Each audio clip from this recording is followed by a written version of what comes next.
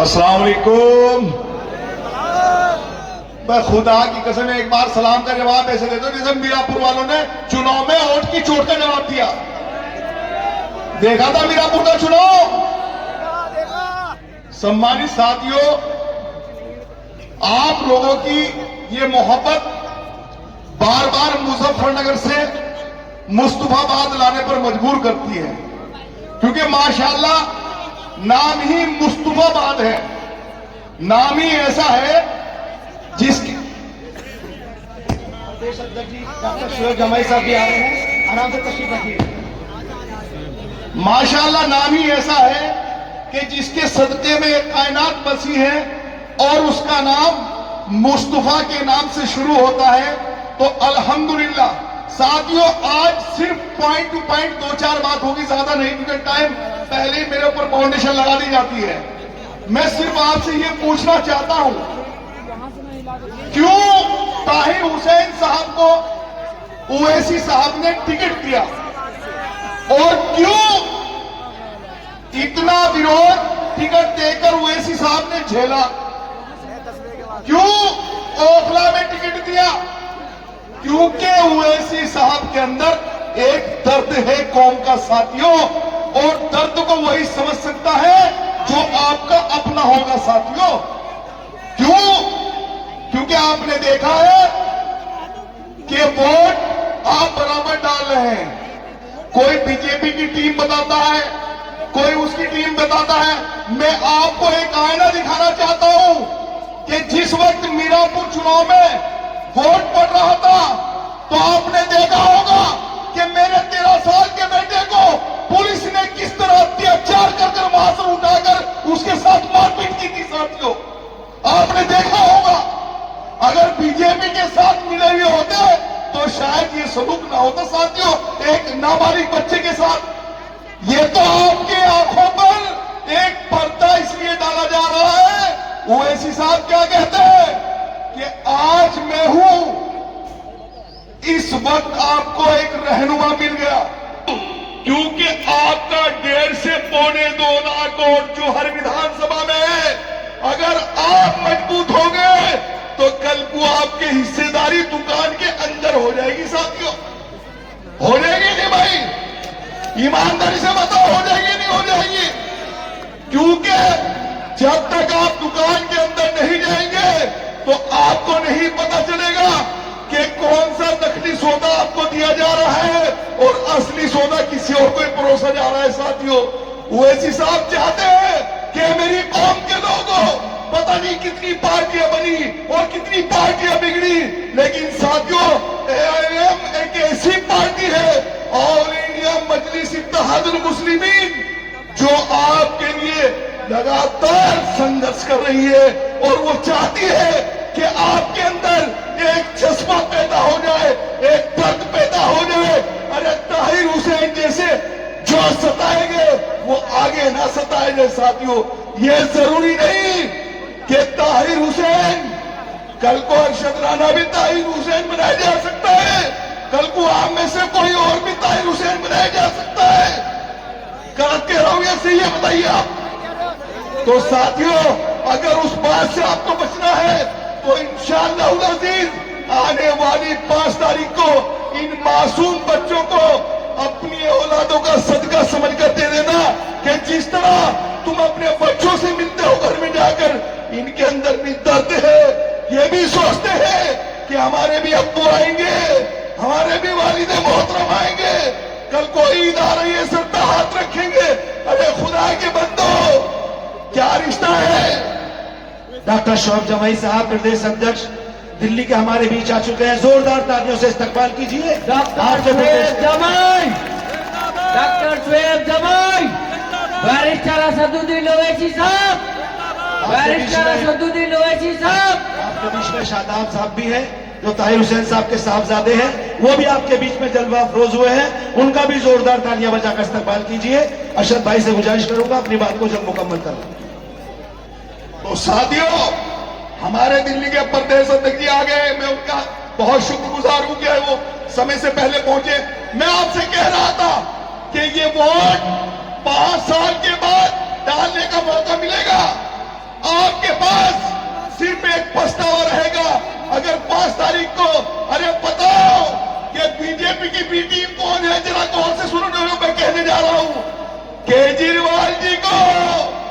भी जमानत मिलती है तो चुनाव के टाइम ही क्यों मिलती है? आप देखिए, इसलिए कि ये जाकर छोटा रिजल्ट तगड़मबाजी कर लोगों का बेवकूफ बनाने में कामयाब हो जाएगा। क्यों भाई? और जब चुनाव हो जाएगा तो फिर जेल की हवालात में, क्योंकि तो भ्रष्टाचारी है। अरे जब इतने बड़े भ्रष्टाचारी थे तो इनको बाहर क्यों निकाला? मुसलमानों का बेवकूफ बनाने के लिए साथियों, और कुछ नहीं। साथियों, मैं आपसे विदाई लेना चाहता हूं, क्योंकि हमारे दिल्ली के प्रदेश अध्यक्ष और हमारे और मेहमान यहां पर बैठे हैं। बातें बहुत करनी है, लेकिन खुदा के वास्ते बस आपसे एक बात कह रहा हूं कि 5 तारीख को जितने भी लोग यहां पर बैठे हैं, सब अपने आप को ताहिर हुसैन और ओवैसी साहब समझकर सारा वोट पतंग पर डाल देना। यही खिलाफत मदद होगी साथियों। साथियों, हमारे बीच में कुरैश बिरादरी के जिम्मेदारों में शामिल हमारे हाजी साहब अब्दुल्ला कुरैशी साहब भी तशरीफ लाए हैं, उनका भी जोरदार इस्तकबाल कर दीजिए। हमारे बीच में आपके प्रदेश अध्यक्ष डॉक्टर शोएब जमाई साहब मौजूद हैं। मैं अदब के साथ उनसे गुजारिश करूंगा, जोरदार तालियों से इस्तकबाल कीजिए। इस मर्द मुजाहिद ने दिल्ली के सारे बोझ को अपने कांधों पर उठा रखा है। जोरदार तालियों से इस्तकबाल डॉक्टर शोएब साहब का।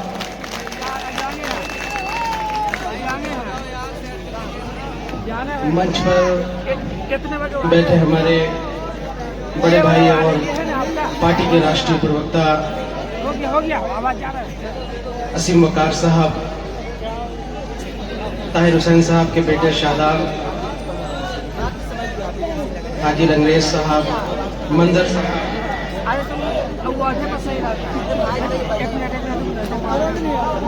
हमारे साथियों ने हमारा कद बड़ा कर दिया है। और हमारे बाहर से आए हुए मेहमान खुसूसी,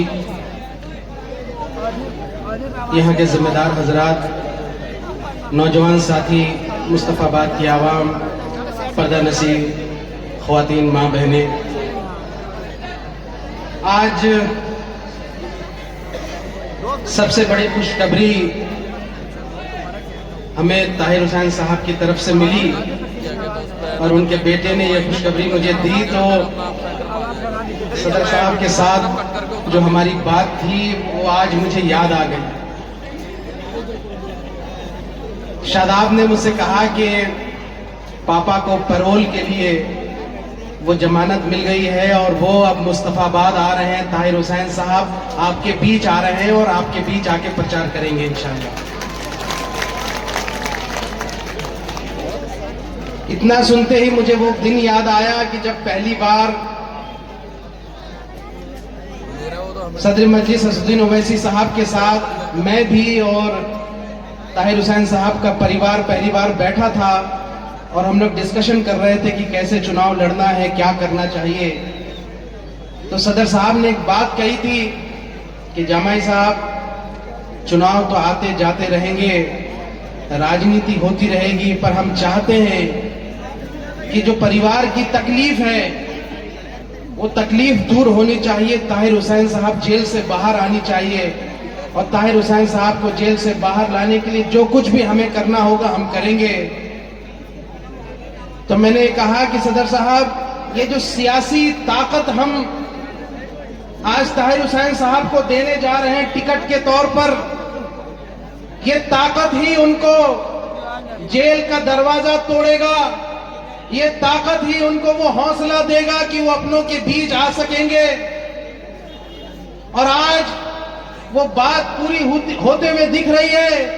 चुनाव भी लड़ेंगे इंशाअल्लाह, जीत भी मुकद्दर होगी। लेकिन आज मुझे बहुत खुशी है कि कोर्ट का ये जो फैसला आया है, इसने MIM के लिए एक बहुत बड़ी एक क्रेडिबिलिटी है कि पार्टी होने के नाते जो बात दूसरी पार्टियां नहीं सोच सकती थी, जब उस दौर में आम आदमी पार्टी जिन्होंने इस परिवार को धोखा दिया, एक तरफ वो अरविंद केजरीवाल है जो कहा करते थे कि ताहिर हुसैन को 2 गुनी सजा दो, और एक तरफ मेरे सदर मेरे कायद असुद्दीन ओवैसी है जो कहते हैं कि चुनाव तो लड़ लेंगे लेकिन सबसे पहले ताहिर हुसैन साहब बाहर आना चाहिए। मुझे फख्र है अपने सदर साहब पर कि हम दूसरी पार्टियों जैसा नहीं है और हम इस बात का ऐलान करते हैं इंशाअल्लाह सोचना चाहिए जिन्होंने मुस्तफाबाद को धोखा दिया, जिन्होंने मुस्तफाबाद को बदनाम किया है, और ये आज जब इनके पास काम गिनाने के लिए कुछ नहीं है तो बीजेपी का डर दिखा रहे हैं कि बीजेपी आ जाएगी, वोट बढ़ जाएगा।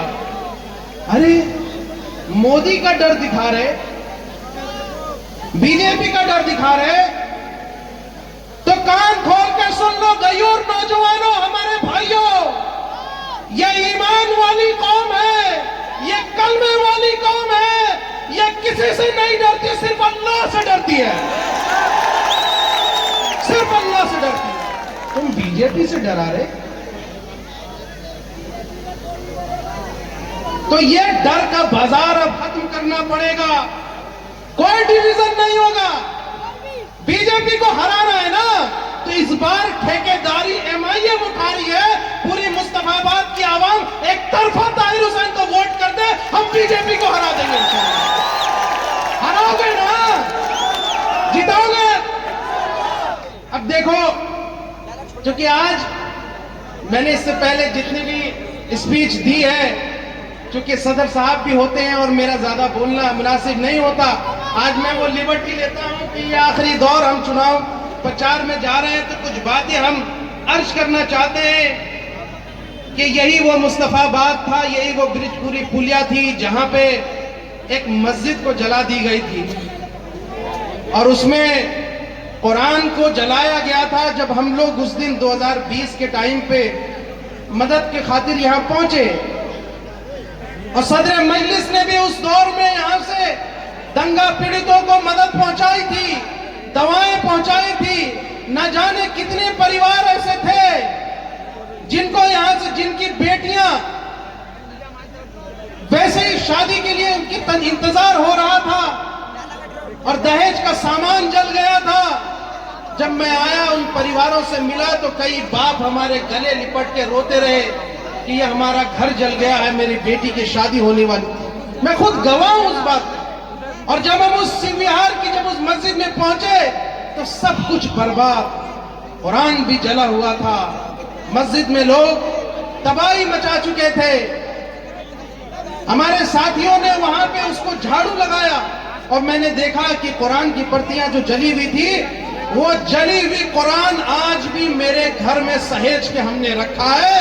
वो दर्द को हमने नहीं भूला है, लेकिन इस दर्द को दोगुना करने का काम अरविंद केजरीवाल ने किया था। आप बताओ यहाँ पे हाथ उठा के और ईमान के साथ कि उस वक्त की सरकार जब अरविंद केजरीवाल की थी, अगर वो अपने विधायकों के साथ, अपने मंत्रियों के साथ इन इलाकों का दौरा कर लेते तो दंगा नहीं होता। लेकिन ये खामोश रहे और 2022 में जस्टिस लोकुर समिति की रिपोर्ट आई और जिसमें साफ तौर पर कहा था कि दंगों में जो है अरविंद केजरीवाल का भी एक अहम रोल था। तो क्या बताओ तुम, मुस्तफाबाद की आवाम बताए, ये आदिल को वोट नहीं है। अगर तुम झाड़ू को वोट देते हो तो तुम्हारे इलाकों में दंगा कराने वालों को वोट देने के बराबर है। तो क्या तुम उनको वोट दोगे? नहीं दोगे ना। ये आवाज सुना देना झाड़ू तक, और झाड़ू के साथ ही हम साफ करेंगे इस बार इंशाअल्लाह। देखिए, इससे पहले भी कई बार सवाल पूछे गए कि दिल्ली के अंदर एमआईएम सिर्फ 2 करे तो भी बदनाम, मोहब्बत ना करे तो भी बदनाम। अभी अगर 10-15 सीटें लड़ लेते तो कहते कि यहां मजबूत नहीं है और वोट काटने के लिए आ गए। अब हमने जब ये फैसला किया, जबकि हमारी संगठन तैयार थी, मजबूती के साथ कई और सीटें लड़ने के लिए तैयार थी, लेकिन सदर मजलिस ने और दिल्ली कमेटी ने यह तय किया कि 2 सीटें हम लड़ रहे हैं, ओखला और मुस्तफाबाद, क्योंकि हम यहाँ फोकस करके लड़ना चाहते हैं, जीतना चाहते हैं, किसी का वोट काटना हमारा मकसद नहीं। तो आज ये बताओ कि क्या ताहिर हुसैन और जो हमारा शफाउर रहमान ओखला में लड़ रहे हैं वो मजबूत प्रत्याशी है या नहीं है ना?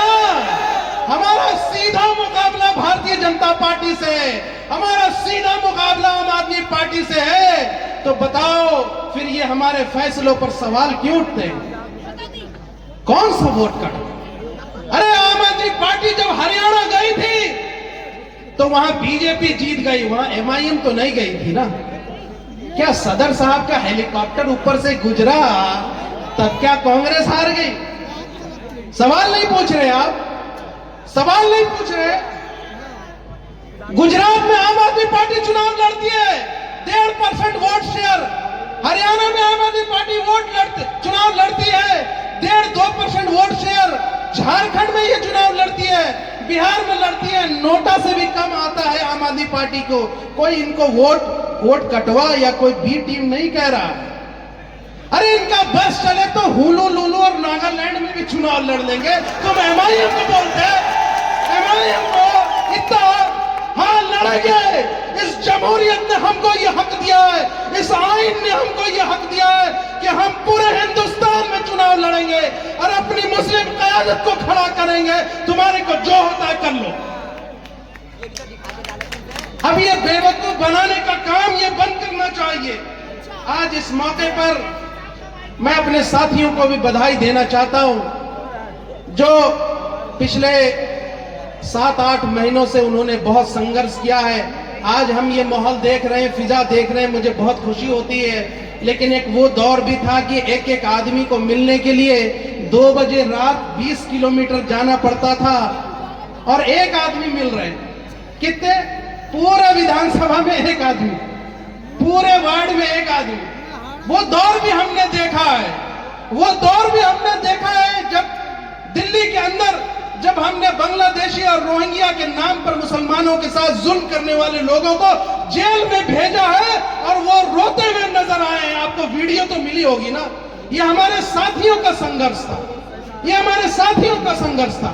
तो मैं सलाम करता हूं। आज शायद चुनाव के माहौल में 2 जगहों पे बातें होके खत्म हो जाती है, लेकिन मुझे फख्र है अपने तमाम साथियों से, चाहे हमारे जनरल सेक्रेटरी हो, ज्वाइंट सेक्रेटरी हो, हमारा अदना कार्यकर्ता हो, विधानसभा अध्यक्ष हो या कोई भी हो, वार्ड का अध्यक्ष हो। साथियों, ये मजलिस एक परिवार है, ये एक एमआईएम एक परिवार की तरह है। हम आपस में साथ रहते हैं, संघर्ष में भी साथ रहते हैं। और अगर ताहिर हुसैन साहब और शफाउर रहमान जीते तो जीत का सेहरा भी आपके सर बंधेगा इंशाअल्लाह। ये कांग्रेस को आप क्या समझते हैं? मैं अपनी बात खत्म करने जा रहा हूं। ये क्या नाम है उनका, क्या नाम है उनका? मेहंदी लगा के रखना, डोली सजा के रखना। अरे राहुल गांधी तुम्हारी डोली उठाने नहीं आएंगे रे बावले। तुम मेहंदी सजा के रखे। राहुल गांधी ने कहा मैं तो मुस्तफाबाद नहीं जा रहा हूं। ये मेहंदी सूख जाती तुम्हारी, 5000 वोट से ज्यादा तुम नहीं बढ़ सकते। अब काहे को अपना टाइम खराब कर रहे हो? आ जाओ इस आंदोलन में साथ दो और मुस्तफाबाद की आवाम के जज्बात को समझो और आ जाओ और ताहिर हुसैन साहब का समर्थन कर दो, समर्थन कर दो। हम तुमसे कह रहे तुम हमारे भाई हो और हमारा तो रिश्ता भी है। हमारा और तुम्हारा क्या रिश्ता है बताओ? तेरा मेरा रिश्ता क्या? तेरा मेरा रिश्ता क्या? तो साथियों, हम इन जज्बातों को वोट में भी बदलना है। 5 तारीख को आपको तैयार रहना है। ये आपको याद रखना है कि उन ताकतों को हमें जीतने नहीं देना है जिन्होंने दिल्ली के अंदर मुसलमानों की सियासत को खत्म करने का काम किया। ये वही अरविंद केजरीवाल है जिन्होंने मरकज के अंदर ताले लगवाने का काम किया, कोरोना के साथ मुसलमानों को बदनाम किया है। यही वही अरविंद केजरीवाल है जिसने कुरान की बेइज्जती भी करने वाले नरेश यादव को टिकट दिया था। हम शुक्रगुजार हैं अपने साथियों का कि हमारे आंदोलन के बाद उसको टिकट बदलना पड़ा है, लेकिन मानसिकता तो वही है। ये दोनों एक ही थैली के चट्टे बट्टे हैं, बीजेपी और आम आदमी पार्टी। किसको खत लिखे? किसको लिखे? मोहन भागवत को। अब बताओ बड़ा भाई बीजेपी, छोटा भाई आम आदमी पार्टी, अब आपस में कुछ तकरार हुआ तो अब्बा कोई तो खत लिखेंगे, अब्बा कोई तो लिखेंगे ना। तो ये दोनों का रिमोट कंट्रोल नागपुर से है, इसलिए इस भ्रम में मत रहना कि कोई तुम्हारा हमदर्द है और कोई तुम्हारा साथी है। कोई हमदर्द नहीं है। आज हमारे मंच पे यहाँ आम आदमी पार्टी में पहले एक हमारे साथी थे अतीक अहमद साहब, गोवंडी मुंबई से आए हैं, जिन्होंने जबरदस्त एक पहली बार चुनाव लड़े हैं छात्र आंदोलन से, आज आपके बीच मेहमान बन के आए हैं। ये भी अपनी बात रखेंगे, आप सुनिएगा कि आम आदमी पार्टी की सोच क्या है। एमआईएम से इन्होंने चुनाव लड़ा, 42,000 वोट लेकर के आए और अबू आसिम आजमी को जुलाब आ गया था रातों रात। आप सुनिए उनकी हकीकत। तो मैं कल परसों सुन रहा था कि कपिल मिश्रा कह रहा है कि दंगाई जो है वो जीत नहीं सकता। अरे कपिल मिश्रा, तुम्हारी रातों के नींद हराम होने वाली है, तेरा बाप कल आ रहा है। ऐलान कर दो और ये गूंज पूरे दिल्ली तक सुनाई देगी इंशाअल्लाह। और आप भी तैयार रहना नौजवानों कि इस बात के साथ कि कांग्रेस ने भी हाशिमपुरा, मलियाना और भागलपुर का दंगा कराया था, वो तुम्हारी कोई हमदर्द नहीं है। मैं खुद संजौली मस्जिद शिमला में होकर आया हूं। मैंने खुद अपनी आंखों से देखा है कि राहुल गांधी 3 दिन तक शिमला में होने के बावजूद भी न वो शिमला के संजौली मस्जिद गए, और उसी वक्त में हिमाचल के अंदर मुसलमानों पे जुल्म हो रहा था। किसकी सरकार है वहां पे? कांग्रेस की सरकार है। ना ये आम आदमी पार्टी तुम्हारी हमदर्द है, ना ये यहाँ कांग्रेस हमदर्द है, ना ये बीजेपी है। अगर तुम्हारा कोई हमदर्द, तुम्हारा कोई कायद, तुम्हारे लिए कोई फिक्र करने वाला है तो वो हमारे कायद असदुद्दीन ओवैसी है। तो ये भरम बिल्कुल खत्म कर दो, इसलिए अपनी कयादत को खड़ा करो। और मुस्तफाबाद पर जो है निगाहें पूरे देश की लगी है, सब ये उम्मीद में है कि जो एक सिला देने का, एक वो इजहार मोहब्बत के साथ साथ वोट के साथ भी मजबूत करने का आपके पास मौका है। आप ये जिता के आप दिखा दीजिए कि मुस्तफाबाद के लोग सिर्फ जज्बाती नहीं है, बल्कि वोट देकर भी जिताते हैं। अगर किसी मजलूम के साथ खड़े हो जाए तो बड़ी बड़ी ताकतों को तोड़ने का भी काम करेंगे इंशाअल्लाह। करेंगे ना? तो अब एक नारा लगा करके उसके बाद हम आपसे विदा लेते हैं।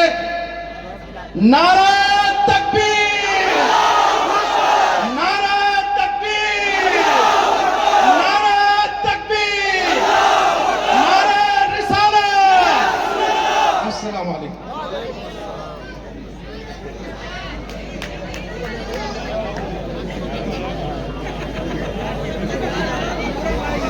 माशाअल्लाह प्रदेश अध्यक्ष जी ने आज आपके दिल को झंझोड़ने का काम किया है, और जिस शख्सियत का नाम लिया, पूरे महाराष्ट्र के नौजवानों के दिलों की धड़कन, जो महाराष्ट्र के तमाम नौजवानों के दिलों को जिसने जिंदा करने का काम किया है, भाई अतीक अहमद साहब से मैं गुजारिश करूंगा, वो तशरीफ लाए, महाराष्ट्र के महासचिव हैं। जोरदार तालियों से इस्तकबाल कीजिए इस नौजवान का, जिसने पूरे महाराष्ट्र में नौजवानों की आवाज को बुलंद किया है।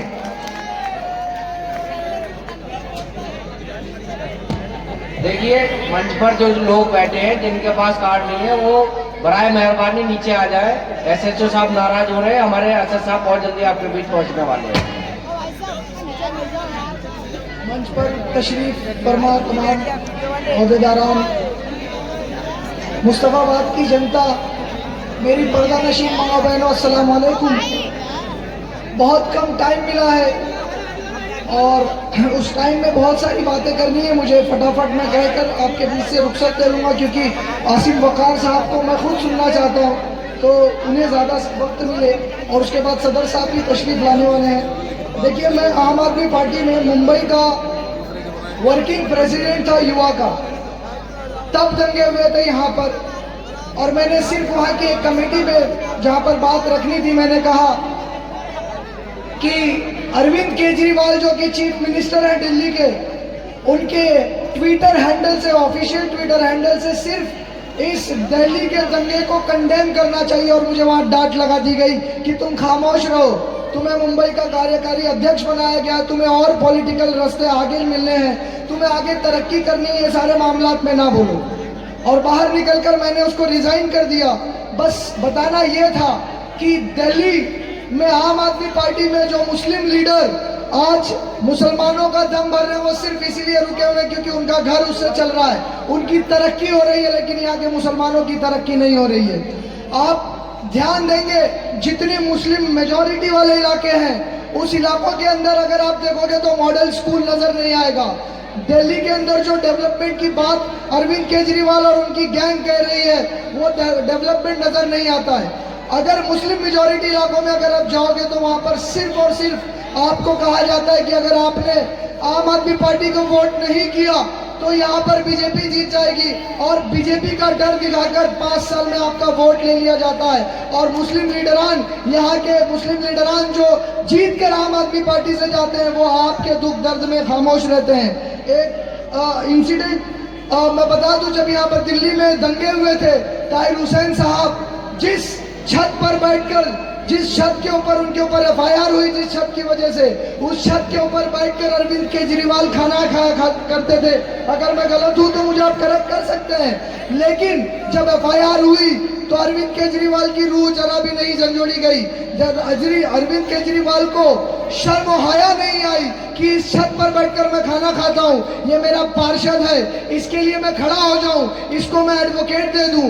लेकिन इसके बजाय उन्होंने काम ये किया कि हमारे ताहिर हुसैन साहब को उन्होंने पार्टी से निकाल दिया, बर्खास्त कर दिया, और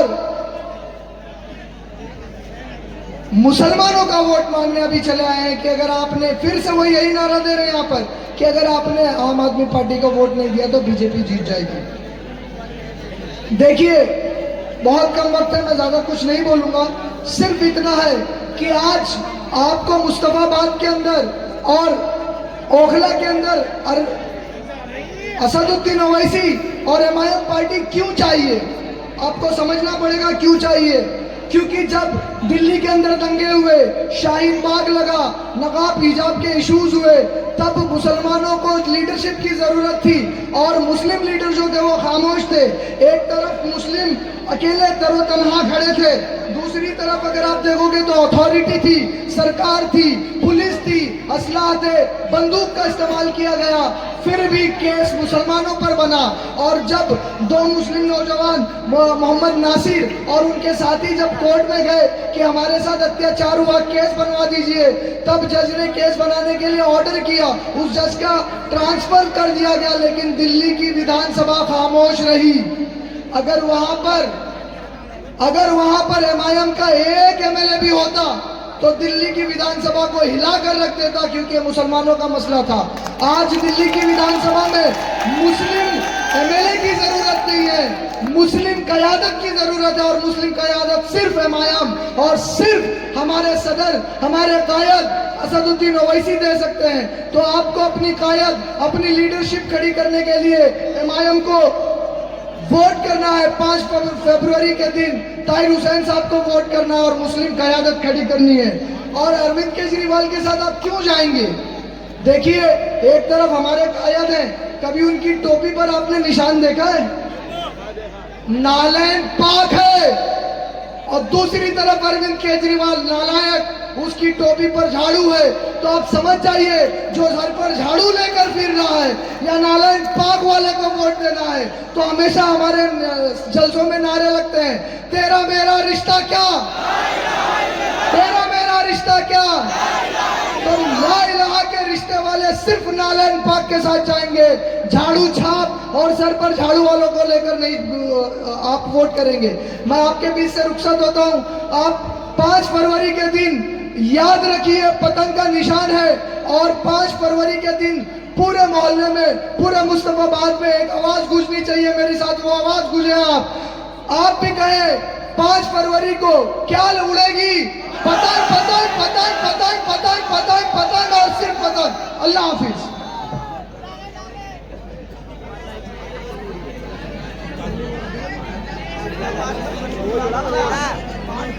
वो भी आवाज खींच रहा है, कल भी आवाज खींच रहे थे माइक। दोस्तों, भाई, नौजवान साथी अतीक अहमद साहब को आपने सुना। मैं गुजारिश करना चाहता हूं, जो ताहिर भाई की शक्ल को लेकर आपके बीच में है, अपने परिवार के दर्द को लेकर घूम रहे हैं गली गली में, मेरी मुराद ताहिर हुसैन साहब के साहबजादे भाई शादाब सैफी साहब से है। जोरदार तालियों से इस्तकबाल कीजिए, अपने भाई का हौसला बढ़ाइए, जिसने इस छोटी सी उम्र में ऐसे दर्द को झेला है कि जिस दर्द को झेलने के लिए बड़े बड़े सूरमा कांप जाते हैं। भाई शादाब सैफी साहब।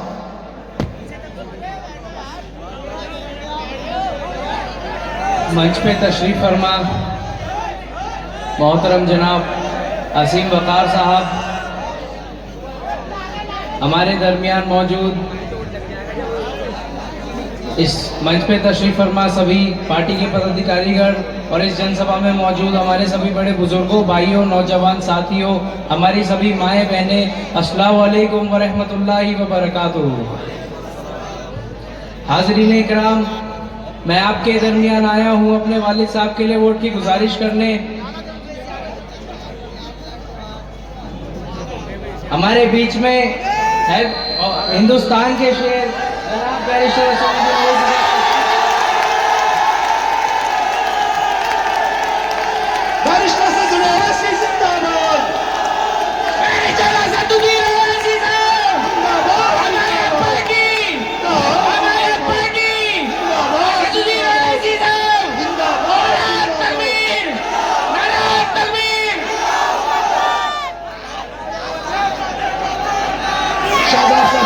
की बात रख रहे थे और हमारे सदर मोहतरम हिंदुस्तान के शेर बैरिस्टर असदुद्दीन ओवैसी साहब सदर जमहूरिया हमारे बीच मौजूद हैं।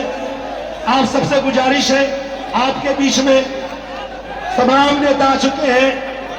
एक मौजूद साथी का नाम लेना मैं भूल गया था, भाई मेहदीन अंग्रेज साहब, वो भी हमारे बीच हैं। फखरुद्दीन अंसारी साहब भी हैं। मैं शादाब भाई, आपके सामने शादाब सैफी साहब खड़े हैं।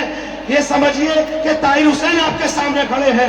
गौर से सुन लीजिए, शादाब भाई आपके सामने आपसे बात करना चाहते हैं। शादाब साहब। हाज़रीन इकराम, ये मंच सिर्फ एक जनसभा नहीं है बल्कि इंसाफ और तरक्की की पुकार है। 5 साल पहले मैंने अपनी आंखों से अपने वालिद साहब के ऊपर झूठे मुकदमों को लगते देखा है, जिसकी वजह से उनको जेल की सलाखों के पीछे डाल दिया गया और हमारे परिवार को नाइंसाफी के अंधेरे में अकेला छोड़ दिया गया। और जिनसे हमें उम्मीद थी उन्होंने भी हमारा साथ छोड़ दिया। वो चाहते तो मीडिया के माध्यम से वो फर्जी नेता हमारी सच्चाई को देश के आगे रख सकते थे, लेकिन उन्होंने ऐसा नहीं किया। आज मेरे वालिद साहब की आवाज सिर्फ मेरी आवाज नहीं बल्कि मुस्तफाबाद की आवाज बन चुकी है। ये चुनाव सिर्फ वोटों की गिनती नहीं है बल्कि हमारे हक, हमारे इंसाफ और हमारे वजूद की लड़ाई है। ये लड़ाई उन ताकतों के खिलाफ है जो हमारी आवाज को दबाना चाहती हैं। और मुझे यकीन है कि मुस्तफाबाद की आवाम ना ही कभी झुकी है और ना ही कभी झुकेगी।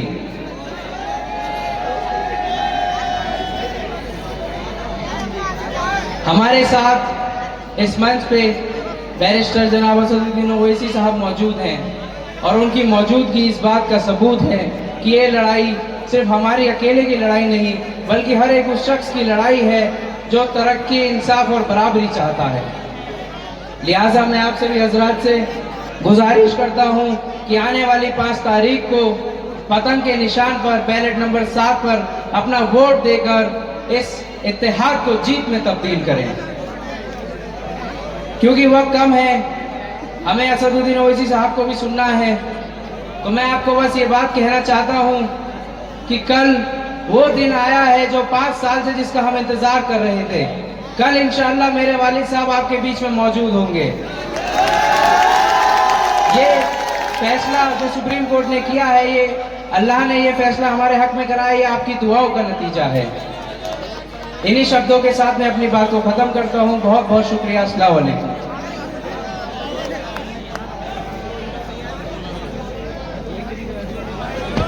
आपके दरमियान में मेरी वालिदा मोहतरमा आपकी गुजारिश करना चाहेंगी।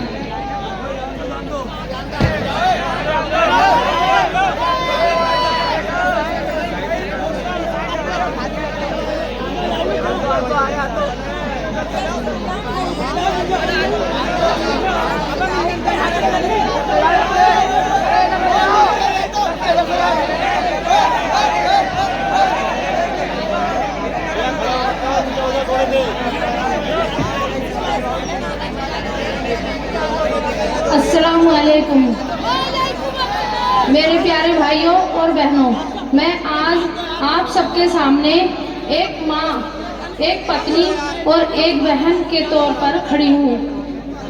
मेरे शौहर हाजी ताहिर हुसैन साहब पिछले 5 साल से सलाखों के पीछे एक बेगुनाह इंसान, जिसे झूठे इल्जामों ने हमसे दूर कर दिया। जब मेरे बच्चे ईद की नमाज पढ़कर आते हैं तो हम पे उस वक्त क्या बीतती है आप सब समझ सकते हैं। मेरे बच्चों ने अपने अब्बा को गले नहीं लगाया और हमने हर दिन इंसाफ के इंतजार में गुजारा, लेकिन मुझे यकीन है कि आप सब हमारी ताकत हैं। यह चुनाव सिर्फ सियासत नहीं, यह हमारी बेगुनाही, हमारे हक और हमारे वजूद की लड़ाई है। 5 फरवरी को पतंग का निशान आप सबको चुनना है, पतंग के सामने का बटन दबाना है और भारी मतों से मेरे शौहर हाजी ताहिर हुसैन को जिताना है। आप सबके सामने मैं भीख मांग रही हूँ अपने शौहर ताहिर हुसैन के लिए। आप सब हमारा साथ दें और मेरे शौहर ताहिर हुसैन को वोटों की भीख डालें। आपका एक वोट मेरी जिंदगी बदल देगा, हमारे बच्चों की जिंदगी बदल देगा। आप सब हमारा साथ दें। आप दोनों हाथ उठाकर तायीद कीजिए, इंशाअल्लाह वोट देंगे हाजी ताहिर को। दोनों हाथ उठाकर। आइए दोस्तों, बिला ताखीर मैं आसिफ वकार साहब से गुजारिश करूंगा, जोरदार तालियों से इस्तकबाल कीजिए आसिफ वकार साहब। अस्सलामु अलैकुम वरहमतुल्लाहि वबरकातुहू। डाइस पर तशरीफ फरमा हिंदुस्तान के मुसलमानों की शान, हम सब की आन बान, हमारे पार्टी के राष्ट्रीय अध्यक्ष आली जनाब बैरिस्टर असदुद्दीन ओवैसी साहब, दिल्ली प्रदेश के अध्यक्ष जनाब शुएब जमाई साहब, हाजी रंगरेज साहब, असगर अंसारी साहब और तमाम मजलिस इत्तेहादुल मुस्लिमीन के लीडरान और मुस्तफाबाद के ये गयूर अवाम। 5 साल पहले टेलीविजन पर जब खबर चल रही थी दिल्ली में मुस्तफाबाद के दंगों की, और ताहिर हुसैन साहब को मैंने टेलीविजन पर जो वीडियो में दिखाया जा रहा था उनको देखा था, टीवी पर उनकी लड़ाई मैंने लड़ी थी, मैं उनको डिफेंड कर रहा था। मैंने नहीं सोचा था कि 5 साल बाद मैं उसी ताहिर हुसैन के लिए उन्हीं के इलाके में, उन्हीं की विधानसभा में खड़े होकर उनके लिए वोट मांगूंगा। ये शर्त मुझे इसलिए मिला है कि मेरे राष्ट्रीय अध्यक्ष ने ताहिर हुसैन साहब को टिकट दिया है।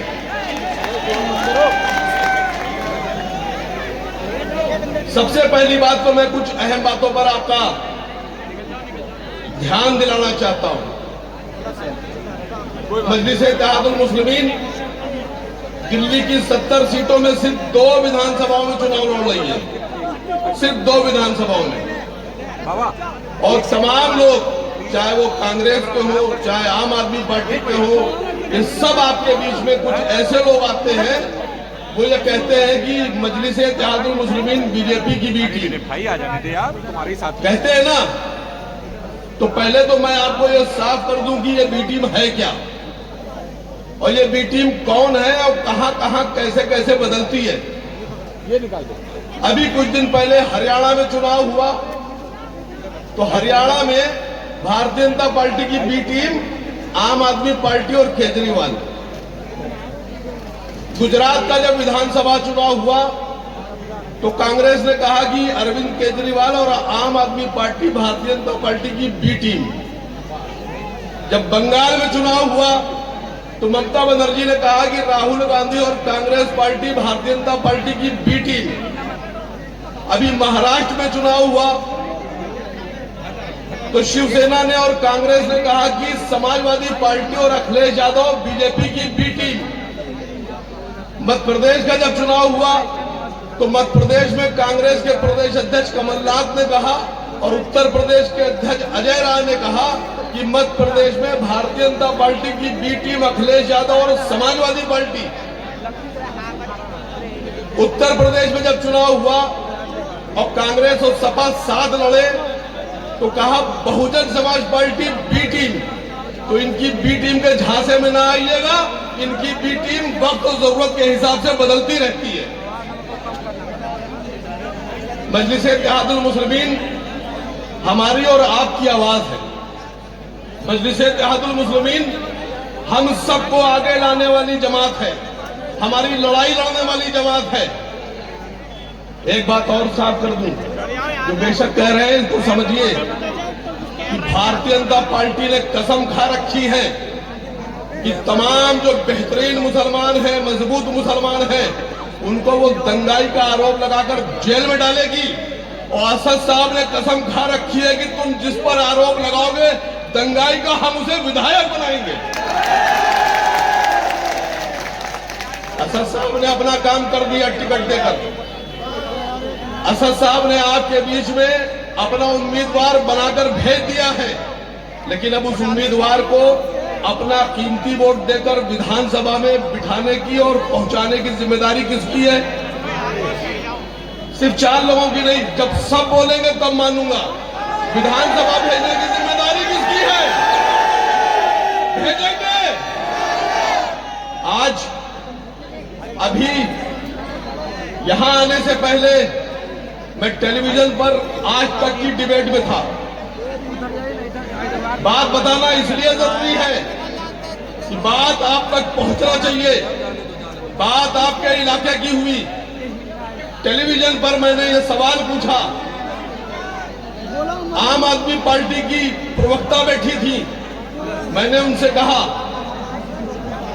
कि जब अरविंद केजरीवाल जेल गए और बाहर आ गए, मनीष सिसोदिया जेल गए, जमानत मिल गई, संजय सिंह जेल गए, जमानत मिल गई, सतेंद्र जैन जेल गए, जमानत मिल गई, बड़े बड़े आरोपों में। तो अरविंद केजरीवाल और आम आदमी पार्टी अपने सभी नेताओं के साथ पूरी शिद्दत और ताकत के साथ खड़ी थी। तो जब अरविंद केजरीवाल संजय सिंह के साथ खड़े हो सकते हैं, सतेंद्र जैन के साथ खड़े हो सकते हैं, मनीष सिसोदिया के साथ खड़े हो सकते हैं, तो सारा गुनाह और सारा परहेज ताहिर हुसैन से क्यों? इसलिए कि ताहिर हुसैन आपके भाई हैं, ताहिर हुसैन मुसलमान हैं, और ताहिर हुसैन के साथ ना खड़ा होकर अरविंद केजरीवाल ने यह साबित कर दिया है कि वो सिसोदिया राजवंश के ठाकुरों के साथ खड़े हो सकते हैं, उत्तर प्रदेश के ठाकुर के साथ खड़े हो सकते हैं, बनियों के साथ खड़े हो सकते हैं, जैनों के साथ खड़े हो सकते हैं, लेकिन मुसलमान के साथ नहीं खड़े हो सकते। तो आपको पता है जवाब क्या मिला? क्या जवाब मिला? ये जवाब मिला, प्रियंका जो कक्कड़ उनकी चीफ स्पोक पर्सन है, वो कहने लगी कि आपके राष्ट्रीय अध्यक्ष ने एक दंगाई को टिकट दिया है। अब आपको यह बताना है कि ताहिर हुसैन दंगाई है या विधायक बनेंगे।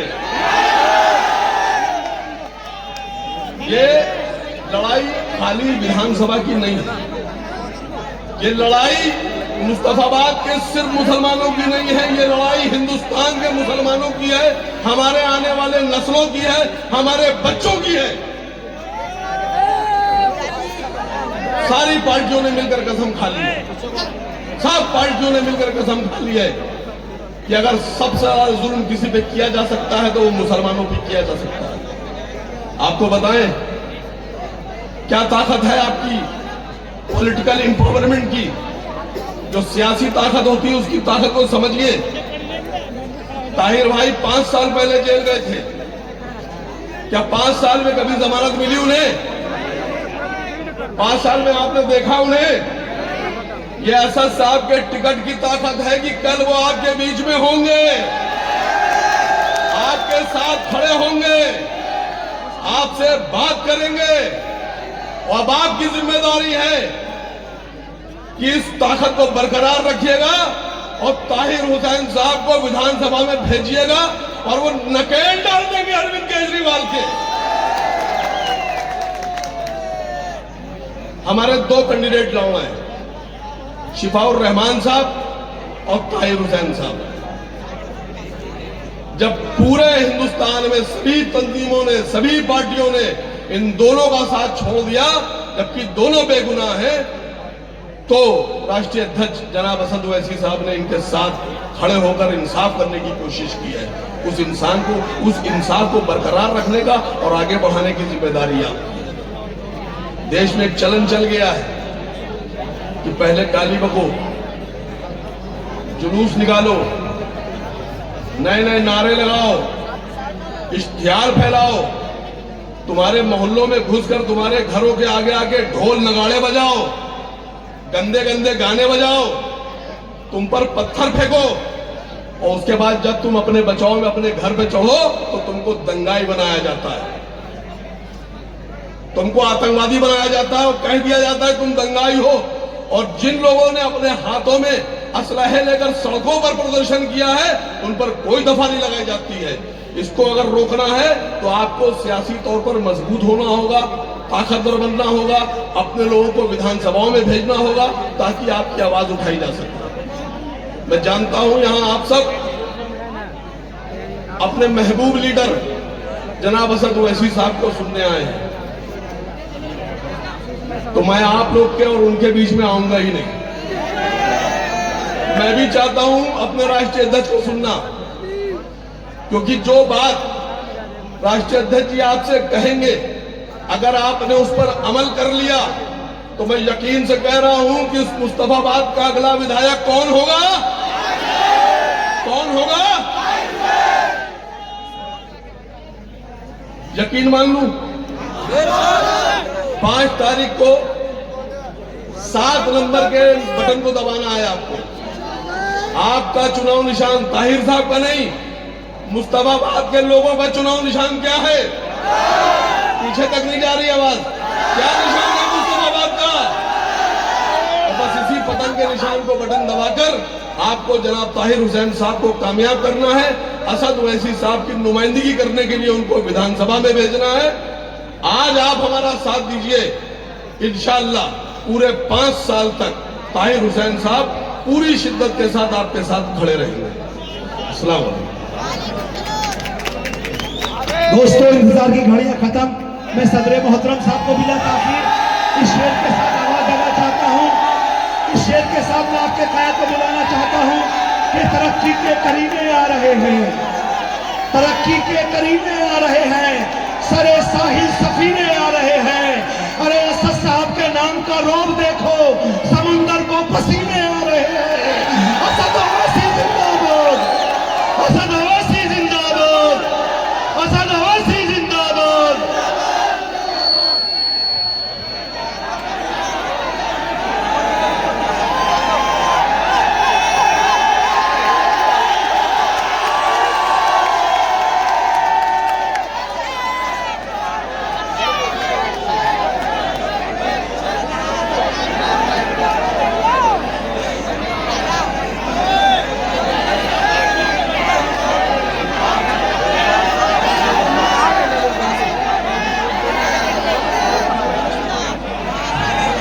बिस्मिल्लाहिर्रहमानिर्रहीम। अस्सलाम वालेकुम वरहमतुल्लाहि वबरकातुहू। मौजूद हाज़रीन इकराम, बुजुर्गान कौम और मिल्लत, मेरी इज़्ज़तदार माँ और बहनों, गयूर नौजवान साथियों, शहनशीन मंच पर तशरीफ़ फरमा मोहतरम जनाब शोएब जामाई साहब, सदर दिल्ली मजलिस इत्तेहादुल मुस्लिमीन, MIM पार्टी के नेशनल स्पोक्स पर्सन आसिम वक़ार साहब, महाराष्ट्र के मजलिस इत्तेहादुल मुस्लिमीन के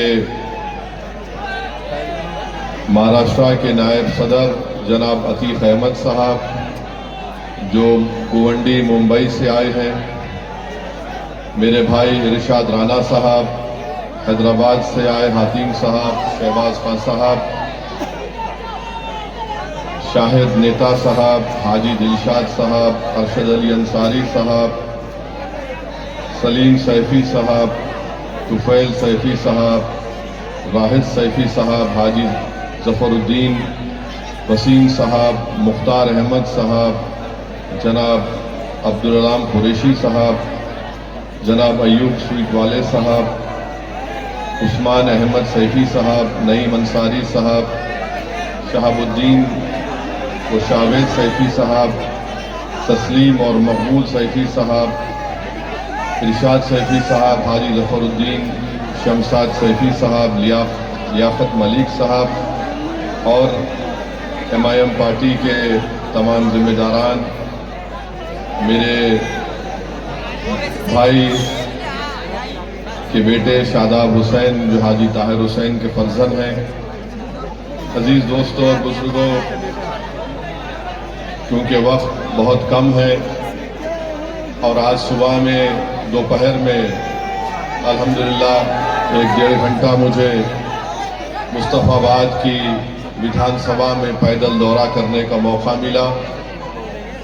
मैं आपसे सिर्फ इतनी बात करने आया हूं कि याद रखिए, हमारे देश में इस तरह का एक माहौल पैदा कर दिया गया है कि जो लोग ये तय करते हैं कि कौन वतन का वफादार है और कौन वतन से कम मोहब्बत करता है, कौन नेशनलिस्ट है, कौन एंटी नेशनल है, कौन करप्ट है, कौन सेकुलर है या कम्युनल है।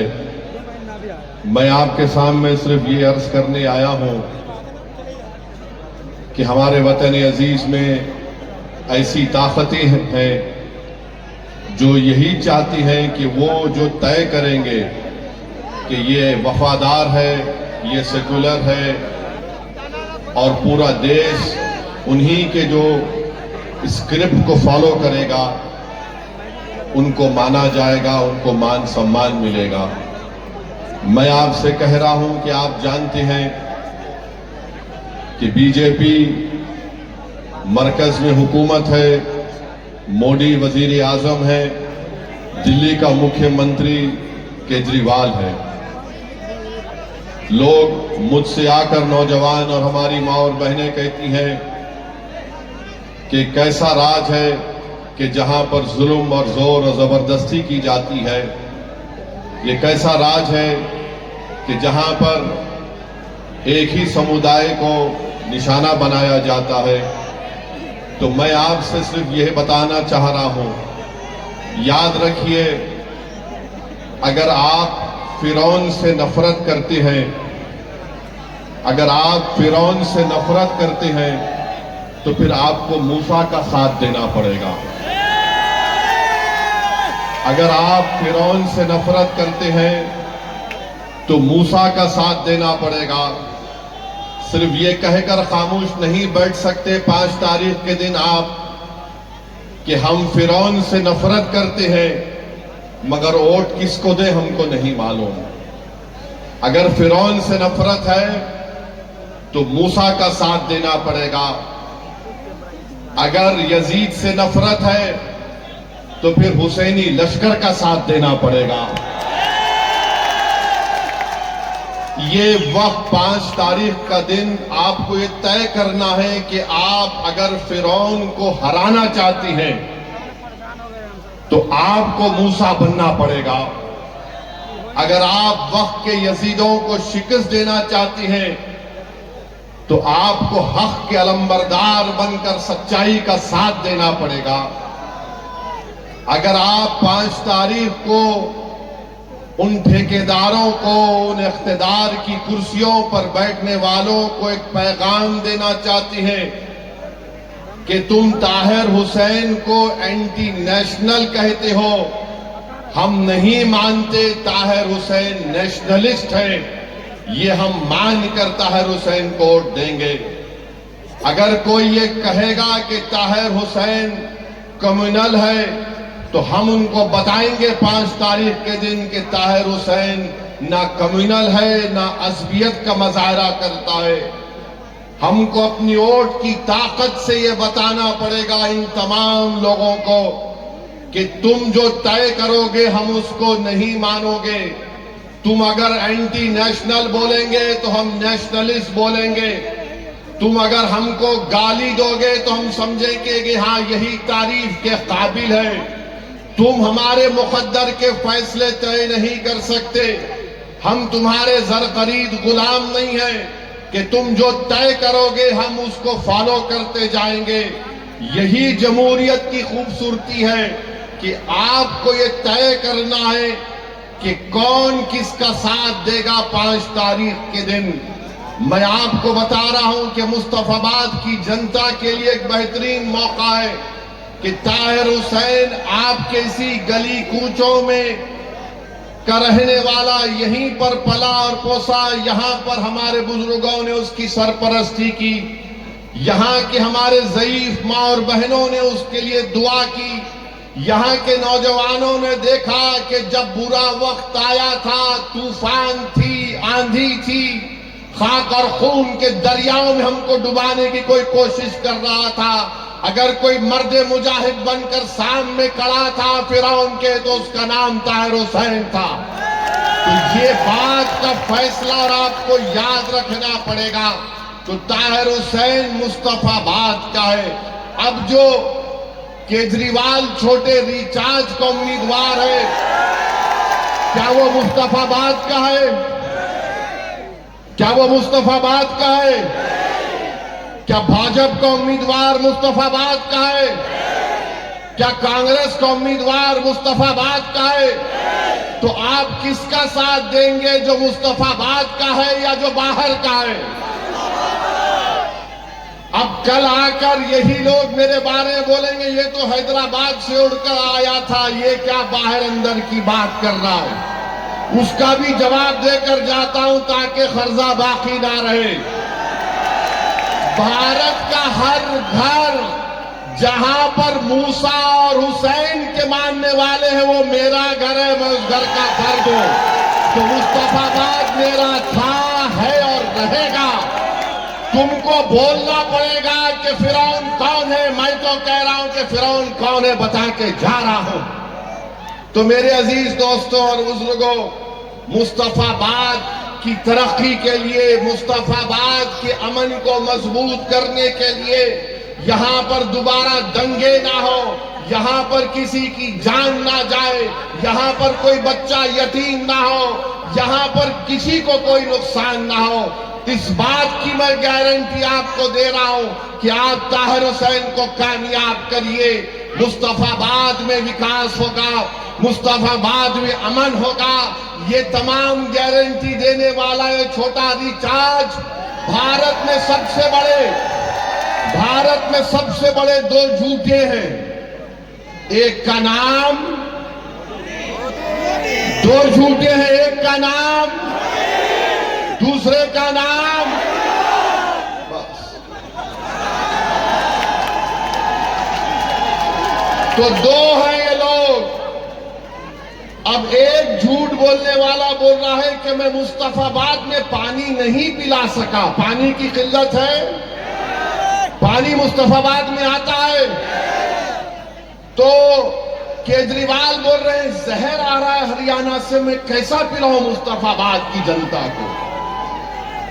हम केजरीवाल से पूछना चाह रहे हैं तुम ये जहर पीकर बीमार पड़े या नहीं पड़े, हमको बताओ प्रूफ। तुम तो यही पानी पी रहे ना। मगर नहीं, केजरीवाल दिल्ली की जनता को, मुस्तफाबाद की जनता को, ओखला की जनता को पीने का पानी नहीं पिलाए। दिल्ली की जनता के लिए केजरीवाल ने कहा मैं शराब पिलाता हूं, तुम शराब पी के तुम हो जाओ। इसीलिए उन पर मुकदमा आया। मैं नहीं कह रहा हूं, मुकदमा है ना, केस है। याद रखो झाड़ू वालों, तुम ताहिर हुसैन को बोलोगे तो मैं तुम्हारे बाप के बाप को बोलूंगा। याद रखो, तुम ये मत समझना कि तुम्हारे मुंह में जबान है। मेरे मुंह में भी अल्लाह ने बहुत बड़ी जबान दी और मेरी जबान की तासीर अल्लाह ने तलवार से ज्यादा जरूर उसमें लगी है कि ताहिर हुसैन ये है, ताहिर हुसैन ये पहले तुम्हारा बाप 6 महीने शराब के मामले में जेल को जाकर बेल पर आया है। मेरे ताहिर पर शराब का मुकदमा नहीं है, और शराब पूरे दुनिया के बुराइयों की अम्मा है। पूछ लो आप किसी आलिम दीन से, उम्मुल खबाइस बोलते हैं, वो उम्मुल खबाइस का बाप है। ये पानी नहीं पिलाया दिल्ली की जनता को, मगर जहर पिला रहा है, शराब का पॉलिसी बनाया।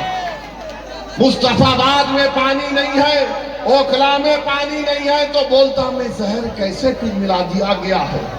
अबे तू जहर पी के बीमार पड़ के बताता, या कम से कम पानी पी के खांसता।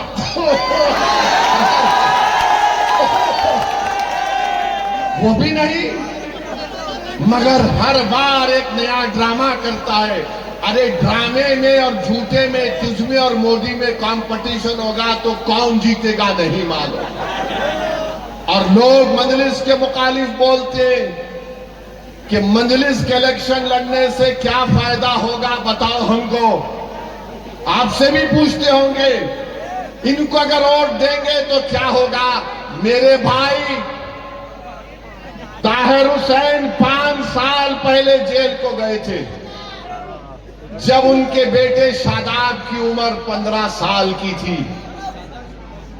केजरीवाल ने ना कोई दूसरी पार्टी के लोगों ने इस बच्चे को अपनी बाप से मिलाने के लिए, एक बेटे को अपने बाप से लपेटकर रोने के लिए, एक बाप को अपने बेटे और बेटी के सर पर शफकत का हाथ रखने के लिए, एक ज़ईफ बाप को अपनी जिंदगी की जो आखिरी सांसें गुजार रहा है, जिसकी हर एक ख्वाहिश ये थी कि मेरी आंख बंद होने से पहले मैं अपने बेटे को देख लूं।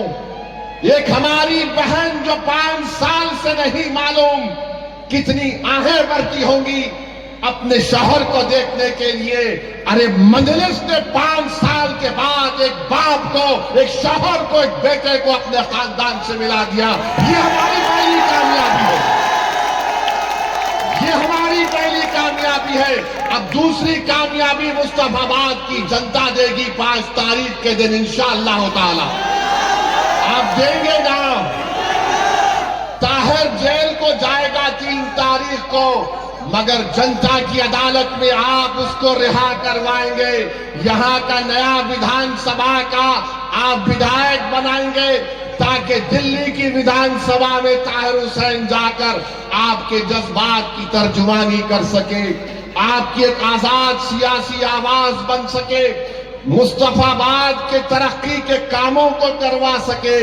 यहां पर मैं 1 घंटा सवा घंटा फिरा हूं। ये जो आम आदमी की पार्टी है, चुल्लू भर पानी में डूब मरना चाहिए तुमको, कि तुम रास्ते में हर जगह पर कचरे के अंबार, गंदगी। हमारी सिक्योरिटी टीम के लोग, मेरे पार्टी के लोग बोले सर जरा देख के चलिए, खड्डा है इतना बड़ा। मुझे यकीन है कि 5 तारीख के दिन झाड़ू गिरेगी उसमें इंशाअल्लाह ताला, और ये बोलना शुरू कर देंगे अब कल से। हमारे भाषण के बाद हजरत इबलीस के एजेंट भी बहुत हैं। हजरत इबलीस इनकी अब्बा भी है, नाना भी है, दादा भी है। 2 तरफ से इनका रिश्ता है। ये कल से शुरू कर देंगे। बीजेपी आ जाएगी, ताहिर हुसैन को वोट देंगे तो बीजेपी आ जाएगी। प्यारे, मैं नहीं लड़ा, न ताहिर लड़े, तो लोकसभा में बीजेपी कैसे जीत गई? किसने जिताया बीजेपी को? आपने वोट दिया था लोकसभा के इलेक्शन में बीजेपी को? हाथ उठाकर बताओ किसने वोट नहीं दिया था लोकसभा में भाजपा को?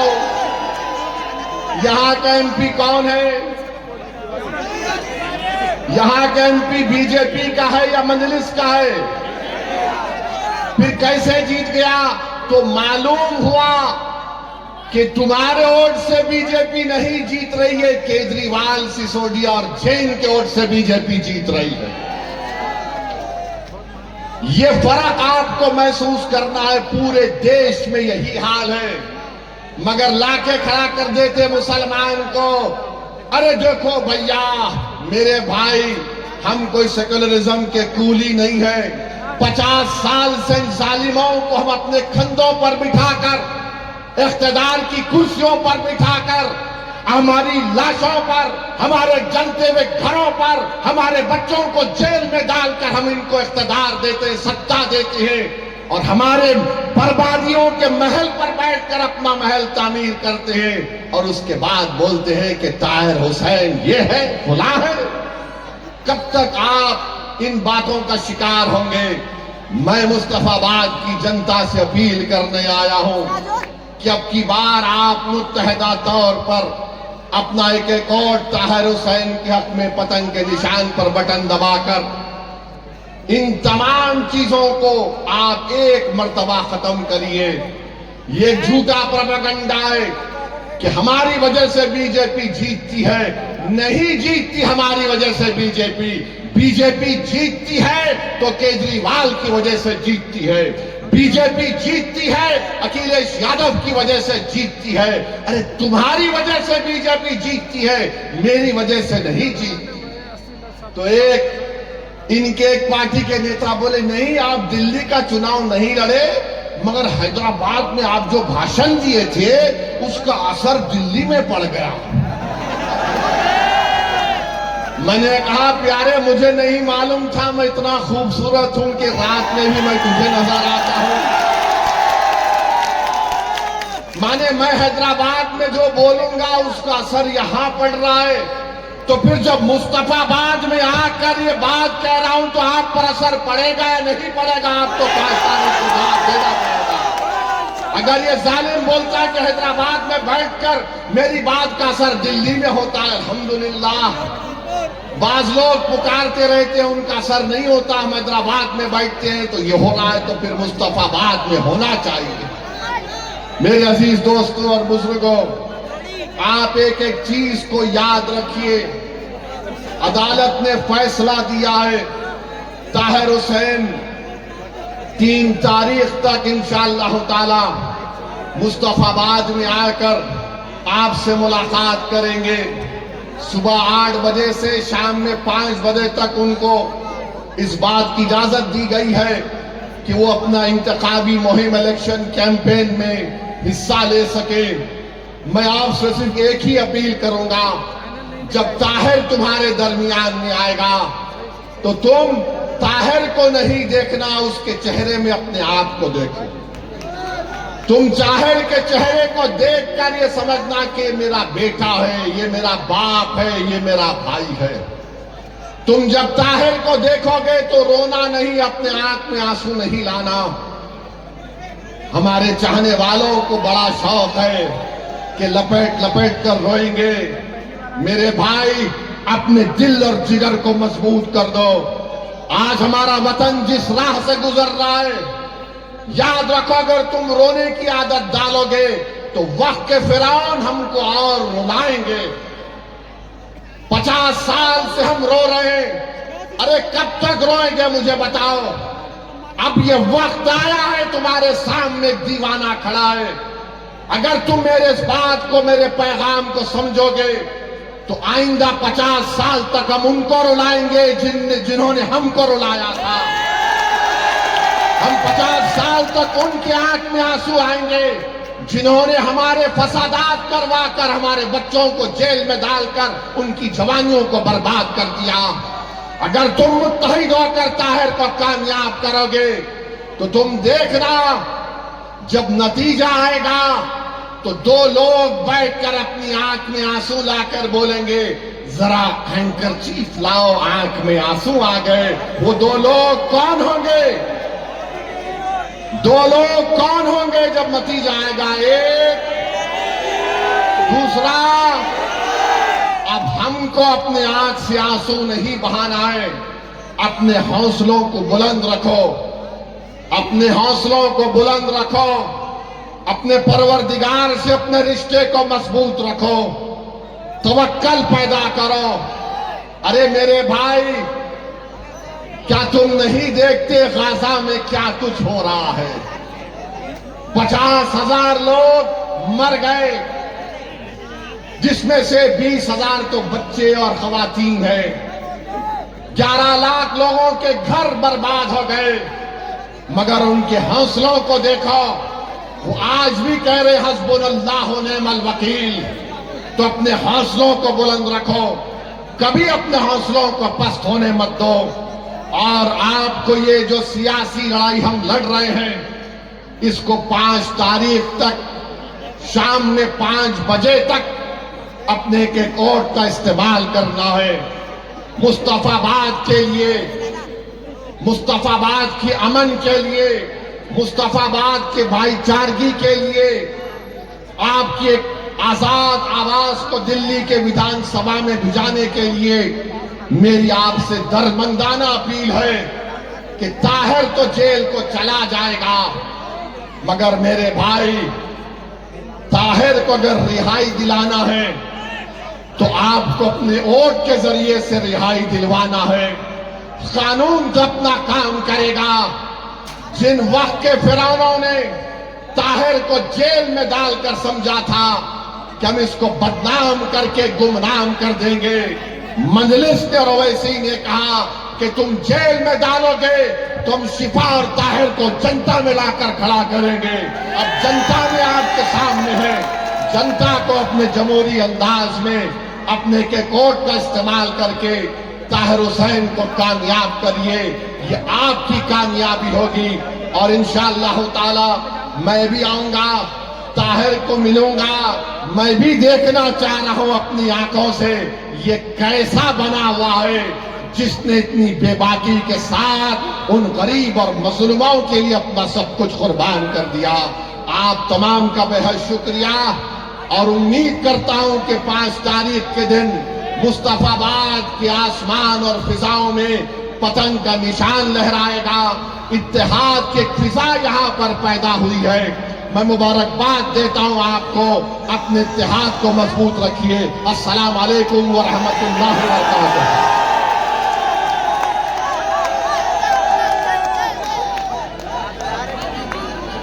आपका बहुत बहुत शुक्रिया।